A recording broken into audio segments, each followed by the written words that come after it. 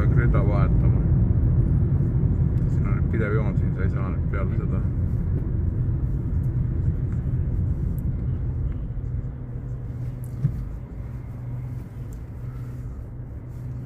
Selle rea oleks võinud tead isegi natuke varem vahetada, vaata sellepärast ma sulle ütlesin ka, et saab peale vedukti keerama kohe paremale, et siis arvad alati selle suunaga ka, kuhu sul kästakse minna pärast, et